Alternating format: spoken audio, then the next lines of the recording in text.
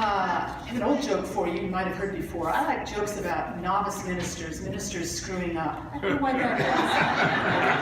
I love that kind of joke. So this is a novice minister joke about a minister doing his first wedding, and really nervous about it, stressed out, afraid he'll get lost in that service manual, lose his place, and mess up the whole wedding. So he talks to an older minister, kind of a mentor for him, about what to do if that happens. And the older minister said, just always remember, go back to the foundation of the scripture. If you get lost, the scripture's your foundation. Go back to the scripture. So he remembers those wise words as he's getting into the wedding. And of course, he's so nervous. In fact, what he dreaded would happen did in fact happen. He got completely lost in the middle of the ceremony. And he remembered his old mentor's words, and he thought, go to the scripture. And he said, well, all he could think of was, Father, forgive them, for they know not what they do.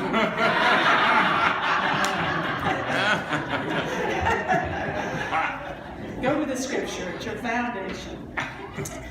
Well, that leads in a little bit to what I wanted to share some ideas about today, which is about getting grounded, which is about getting on your foundation, getting a solid stance.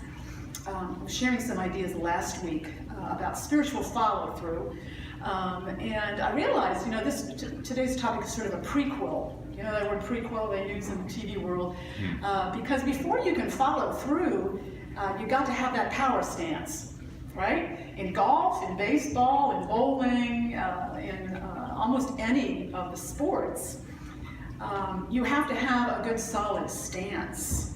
Often it's called a power stance, before you can follow through, because if you don't have a good solid stance, if you're not grounded, the follow through isn't going to be good either. If you're out of balance and not grounded, the follow through isn't going to be good either. So that power stance is so important, to be grounded. That's really the foundation, that's the starting point. I remember watching a lecture, one of those TED Talks, several years back by, she's a social psychologist, a woman by the name of Amy Cuddy. Some of you might have heard something of her work, but she's an expert on nonverbals, on body language, on nonverbal language, and she has this very interesting lecture all about her research into nonverbals. And she talks about the power of what she calls power posing. Power posing. That how we hold our bodies and move and sit and claim our space has a whole lot to do with how we feel inside, our minds and our emotions. And there's done a lot of research on that, and it basically, it's throughout the animal kingdom as well, how we, the power of these nonverbals. And the basic principle tends to be there's more power, you feel more power in demonstrating more power if you live large, if your body language is big. So if you're sitting in a classroom, you're right up front, you're raising your hand like this, you're out, you're big. And if you're not tapping into that power stance within you, you're kind of small. So it's about a big or small question. It's such a big difference. And they have kind of images throughout the animal kingdom. This is just as true with all the animals. It's the same kind of large or small. Are you taking up space in a nonverbal way, using your body in that way? And here's the interesting part. They've done this research to indicate it actually changes our hormone levels, our inner feelings, if we just put on that pose, power posing. 2 minutes of putting on a power stance will change how you feel. So if you do that before a job interview, instead of being in the waiting area like this, kind of going small and kind of shrinking, sitting there strongly, or taking on the, what do they call it, a superhero stance. Let's all try that right now, right where you are. Superhero stance. Yeah, of course you want to be, typically grounded and very strong. Put that on for 2 minutes, and they actually track people's hormone levels and so on, and there's a much greater feeling of power after putting on a power pose like that.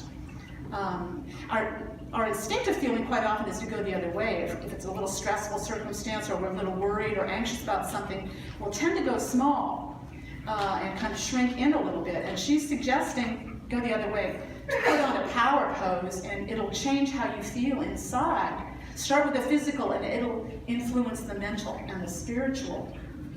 It's a way of kind of grounding ourselves to put on a power stance like that. It has a lot of impact on us, not just physically, but emotionally, psychologically. But I think there's a lot of ways we find our way, just kind of intuitively, to grounding ourselves, to getting more grounded. And I bet in this room, if we did a little research, a little survey, we'd find many of us have found ways to do that. Ways that we feel kind of plugged into greater strength. Joe and I were very interested for a while. We got a book called Earthing. And have you ever read Earthing or done any reading about earthing? There was quite a philosophy about it and a lot of research going on about it. That the more we plug ourselves into the earth, the more we can draw the energy into ourselves.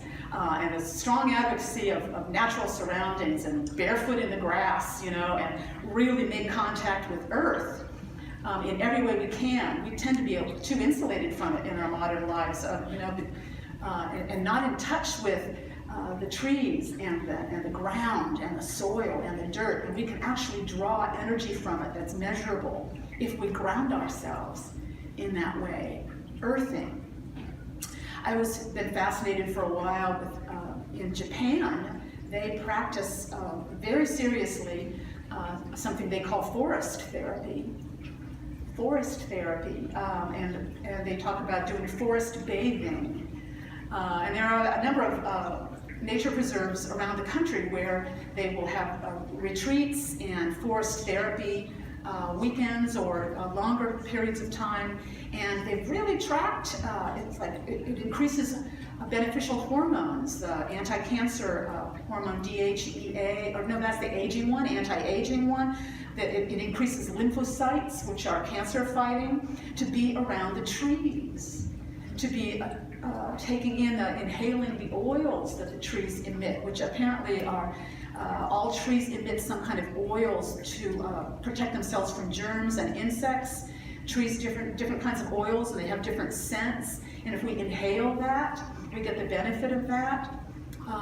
So in Japan, this is taken very seriously as therapy, and people will go on retreat weekends to do some forest therapy, and it's really just walking through forest areas and near streams. It's not about analyzing or studying, it's about just being quiet and contemplative as you walk among the trees, or make contact with the trees and smell the trees and the vegetation all around you.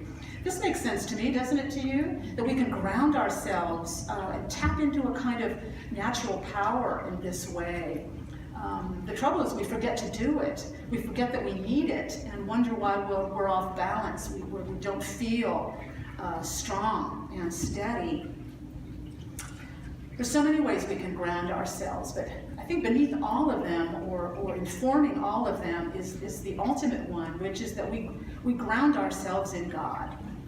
That's the ultimate grounding, to know that we're God-connected. And that was the primary truth Jesus of Nazareth taught, to know that we're God-connected, that we can be one with God in the way he said he was. The Father and I are one. If we get grounded in that way, where we really know, day by day, we're God-connected beings. We have a direct connection to God. We have this spiritual element in us that we are always God-connected, that we are never without that. We are grounded. And that's a way that people have been teaching about God for eons. I've always loved that in Hebrew language had so many names for God, lots and lots of names for God. And they had many names for God that described God as a rock. God as a rock, something you really can ground yourself on. The Hebrew word is El Sal-I, S-A-L apostrophe I, El Sal-I, God as the everlasting rock. If we are grounded in that, we have all the strength, we have the foundation we need to follow through on anything, despite the challenges or circumstances we might be facing. Psalm 18:2 says, "The Lord is my rock, my fortress, and my deliverer, in whom I take refuge, my shield, my stronghold." I like that. My God is my stronghold. El Sal-I. So how do we ground ourselves in God? How do we how do we deepen our sense of that connection? I think we know what works for us and what doesn't. Prayer. Starting every day with prayer, ending it with prayer, meditation practice, spiritual community, like churches, like spiritual support groups, time in nature, time sharing our creative gifts, being artistic. There are ways for all of us that we can feel more deeply connected to that power and presence, that energy in us, that spirit. And we also know when we're out of touch with it, don't we? When we're feeling frazzled, when we are not feeling that strong foundation of being grounded in God. It's something we can work with as we take spiritual truths to heart and embrace spiritual practices. We can deepen our awareness of that. Jesus taught this very strongly. He called it building your house on rock. Building your house on rock. This is from Luke chapter 6. And I think Jesus got frustrated sometimes, because he sounds a little frustrated in this passage where he's talking to his disciples and he's saying, "You call me Lord, Lord, but why do you not do what I tell you?" I like the tone of that. It's very human. Why do you not do what I tell you? He says, I will show you what someone is like who comes to me, hears my words, and acts on them. That one is like a man building a house who dug deeply and laid the foundation on rock. When a flood arose, the river burst against that house, but could not shake it because it had been well built. But the one who hears and does not act is like a man who built a house on the ground without a foundation. When the river burst against it, immediately it fell, and great was the ruin of that house. That's a wonderful teaching about building a house, building a self. He's not talking about houses, is he? He's talking about ourselves and our lives. Build them on a strong foundation. And that's what he was trying to teach every day. Commune with God as I've been telling you. Commune with God as I'm modeling for you. Pray every day as I've taught you in the Lord's Prayer. Depend upon God. Invite God to guide you day by day. And you will be building your house, your life, on a rock that won't fail you and that will see you through any challenge, any circumstances. In a way, it reminds me also of that meaning of grounding in electricity. Now, we need to be grounded in terms of electricity as well. If we're not, we risk things. We are in danger. Being grounded means that we can stay steady, protected from storms and frazzled nerves and frayed connections. There's a protection also that comes from being grounded in God, being keenly aware of our God connection day by day. And that's something we can practice, staying connected, staying aware of our God connection in whatever ways work for us. It doesn't have to be using the words of prayer every day. It could be just cultivating that idea every day. I'm a spiritual being. God lives in me, as in all living beings. It's what the Apostle Paul called praying without ceasing. He wasn't talking about a flow of words out of our mouths moment by moment. He was talking about building that daily consciousness that we are God-connected beings. We are God-connected, and that's our access to all the power we need, to steadiness, to strength, to peace. And it's something we can use our own radar. We know when we're in touch with it or not. We know by how we feel. Are we feeling some peace, some steadiness? Are we feeling we're able to handle daily stresses as they come and go? And if we're not feeling that, I think we know intuitively how to plug ourselves in better. Don't we? We know what works for us to help us feel more strongly connected to that power and presence. I think it's as unmistakable as plugging in a cord into an outlet and flipping a switch. We know when we are in touch with that God power and presence in us and when we are not. And that's something always within our grasp. We can cultivate that more and more. Every day we can decide, and then we can draw upon that strength as challenges arise for us or those we love. I was struck by a story I stumbled upon, news coverage this past week, of a drama that unfolded at a Trader Joe's in California. Some of you might have caught the story about it. It was on July 21st, and it was a crazy hostage situation. A man made a series of disastrous choices of some kind of a family dispute, and he somewhere in South LA, and he was armed, shot somebody, he fled in a car, he forced his girlfriend in a car, and they fled by car, leading the police on a wild chase, and his girlfriend got shot somewhere in this process, and he wound up crashing the car outside this Trader Joe's and running inside and holding all these people hostage for something like 3 hours. It was a long thing that went on. The man was named Gene Atkins. He was 28, and he got shot. He had a leg injury and was bleeding in the store. It was just the kind of thing you see TV shows about, and this unfolded. Imagine people just going to Trader Joe's to get some grocery stores in Silver Lake, California, and winding up in this horrible hostage situation for the afternoon. But there happened to be a woman in the store, and it was surrounded by SWAT teams and squad cars and helicopters and everything all afternoon. There was a woman in the store. She was a 55-year-old artist and designer. Her husband was an actor. They had 2 teenage kids. Her name was Mary Linda Moss, and she was one of those people that was sort of, one of the reporter coverage said that she seemed to exude calm. She had years of therapy and energy, work, and things like that. I mean, people find their way to this calm in unique ways. So she happened to be in the store, one of the hostages, and he was bleeding and needed to do something about the bleeding. He was in pain. She took off an outer shirt that she was wearing over a tank top, removed an insulin pump. She must have been diabetic, and wrapped the shirt around that wound. Another hostage, another man in the store, removed a belt. They tried to do a tourniquet thing. In no time, Mary Linda wound up being kind of the mediator with the cops outside. And a cell phone, was used to make calls. And she realized that her role that just kind of appeared for her to assume was that she was going to kind of be the mediator and try to be a peaceful presence to keep the situation from turning into a lot more shooting and violence and chaos and confusion. And here's what I was particularly struck by. At one point, it's about halfway through this 3-hour thing, he was very agitated. Thought it was all up for him. He just shot at cops. He had killed. He had all kinds of felony behind him. He thought it was all over for him. She put her hand on his heart and told him, "There's always hope. I know you have a good heart, and I know you don't want to hurt anybody." She put her hand on his chest. And later on, it was days later, when she was talking to somebody about what happened, she said, "When you put your hand on somebody's heart, it grounds them.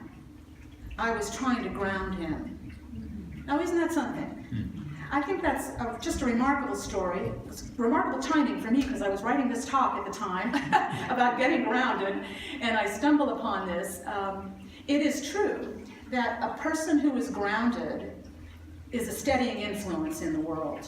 Would you agree? Yes. We have all relied upon that at different times. All the people in that store were relying upon her as a steadying influence, because she had gotten herself grounded. Through therapy, through energy work, through art, whatever the ways that were unique to her, as she found her own way through life and found a way to get herself grounded and aware of her God connection. And she'd cultivated that over the years. She had reached a point where she had enough peace and calm to share with others. Instead of just reacting emotionally or in fear or stress, she was able to stay in touch with that center of peace in her and share that as a steadying influence around her. I've no doubt it saved lives that day. I've no doubt, and we are grateful that Mary Linda Moss happened to be in that store that day, because they did manage to get him to agree to put the gun down, to put it in a bag, he requested the handcuffs at a certain point, got the handcuffs put on, and Mary Linda and another gentleman who had been supporting throughout walked him out of the store, out in front, with a gun in a bag, and he surrendered to police, and all the hostages got out okay. I've no doubt that her being grounded, and her ability to share that grounding with others diffused a charged and dangerous situation. That grounding power is available to every one of us, and I think we got a wonderful lesson in grounding from that from that experience. This is a power stance we can all learn to assume, and we don't have to put on a pose, or we don't have to put on a Batman costume, or say any particular words or do any particular things. We just need to cultivate our awareness that God dwells in each of us. God abides in us, we abide in God, and the more we become aware of that day after day, the more we have this steady grounding in us that'll see us through any challenge we might face, and that we can share with others around us to be a steadying influence in our world. So here's my affirmation for the day, and maybe you'd like to join me in it afterwards.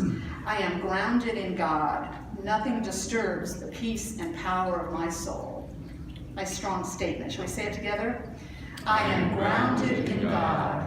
Nothing disturbs the peace and power of my soul. Let's say that once more. I am grounded in God. Nothing disturbs the peace and power of my soul. Let's take that into prayer for a moment and affirm it in the depth of our minds and hearts.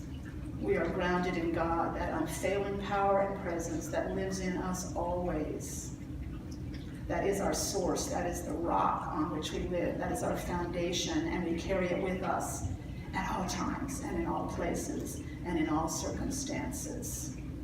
So we have access to all the peace and power that we need, and we are grateful, and so it is. Amen.